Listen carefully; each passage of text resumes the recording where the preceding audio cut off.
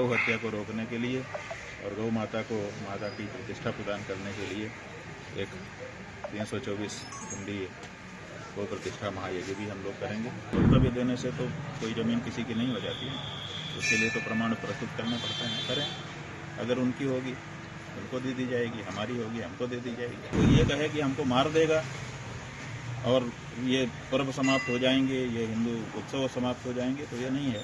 कि एक हिंदू ही है, सनातनी ही है, जो मरने से नहीं डरता, क्योंकि वो जानता है कि अभी मरूंगा तो फिर से पुनर्जन्म होगा। डरे वो लोग जिनकी ये अंतिम जिंदगी है। हम प्रयाग आए हैं और यहाँ के जो क्षेत्र देवता हैं उनकी पूजा के दर्शन का आशीर्वाद दे रहे हैं।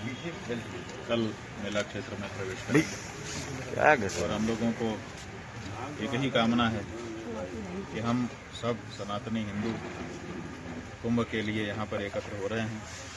और हम लोगों के सामने वैसे तो हमारी अनेक धार्मिक समस्याएं हैं, लेकिन उनमें से सबसे बड़ी समस्या गौ हत्या है।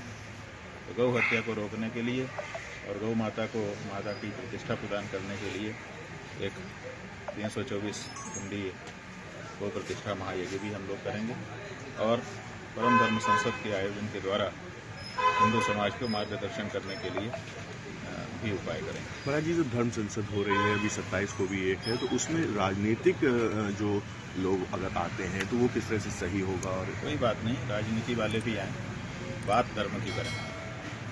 लेकिन कौन किस क्षेत्र में कार्य कर रहा है ये एक अलग बात है, क्योंकि प्रत्येक व्यक्ति अपने अपने ढंग से अपनी आजीविका भी कमाता है और अपने अपने ढंग से समाज की सेवा के लिए समर्पित भी होता है। कोई व्यक्ति राजनीति के माध्यम से अगर समाज की सेवा कर रहा है तो उसको हम बुरा नहीं समझते हैं और ये नहीं समझते हैं कि वो राजनीतिक हो गया तो अब हमारे यहाँ आ ही नहीं सकता। लेकिन यहाँ आकर के वो धर्म क्षेत्र में राजनीति की बात ना करे, बात धर्म की करे, तो उसका स्वागत। महाराज जी, आप कुंभ पहुंचे और कुंभ को लेकर के कई तरीके की धारणाएं इस समय फैल रही हैं। हाल ही में अभी एक मुस्लिम स्कॉलर ने कहा कि ये वक्फ की बोर्ड उस पर जमीन पर बच रहा है। हाँ, वो तो हमने बता दिया कि वक्फ बोर्ड की अगर संपत्ति है तो इस बारे में उनको रेवेन्यू बोर्ड में जाना चाहिए, अपनी बात कहनी चाहिए। जिसकी ज़मीन होती है वो अपना न्यायालय में जा करके तो घोषणा करवा लेता है, डिक्लेरेशन का सूट दाखिल करना पड़ता है, अथवा दूसरी भी कार्यवाहियाँ वो करना चाहिए। वक्तव्य देने से तो कोई ज़मीन किसी की नहीं हो जाती है, उसके लिए तो प्रमाण प्रस्तुत करना पड़ता है। करें, अगर उनकी होगी उनको दे दी जाएगी, हमारी होगी हमको दे दी जाएगी। ये जो बात है न्याय की है और यही बात हम उन मस्जिदों के बारे में कह रहे हैं कि भाई हमारी है और हम न्यायालय में जाकर के प्रमाण दे रहे हैं। जैसे हम वो प्रमाण दे रहे हैं वैसे ही उनको भी अगर कोई दावा उनका है तो उसके लिए प्रमाण देना चाहिए। हाल ही में मोहन भागवत ने एक बयान दिया, उन्होंने कहा कि हर जगह मस्जिद ढूंढना ठीक नहीं है और हमें शांत बैठ जाना चाहिए। नहीं, किस जगह मस्जिद ढूंढें, किस जगह मस्जिद न ढूंढें, किस जगह मंदिर ढूंढें, किस जगह न ढूंढें, ये तो कोई बात नहीं है ना। जो चीज़ हमारी है हम तो खोजेंगे ना उसको। जब हमारी खो जाएगी, कोई उसको दबा लेगा, कोई छिपा देगा, तो हम खोजेंगे नहीं अपनी चीज़ को। आप हमारी चीज़ का जो हमारा दावा है उसको ही निरस्त कर देना चाहते हो, ये तो नहीं हो सकता ना। इसीलिए व्यापक रूप से इस बारे में प्रतिक्रिया हुई है, लोगों को ठीक नहीं लगा है, क्योंकि जो हमारी चीज़ है वो हमारी है और जब वो खो जाएगी हम उसको खोजेंगे।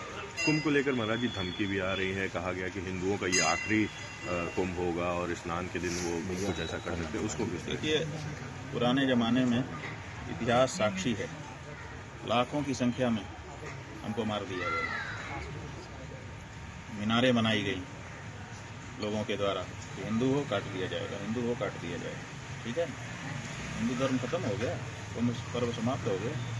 इसलिए कोई ये कहे कि हमको मार देगा और ये पर्व समाप्त हो जाएंगे, ये हिंदू उत्सव समाप्त हो जाएंगे, तो ये नहीं है। हम इस बारे में नहीं रखते हैं।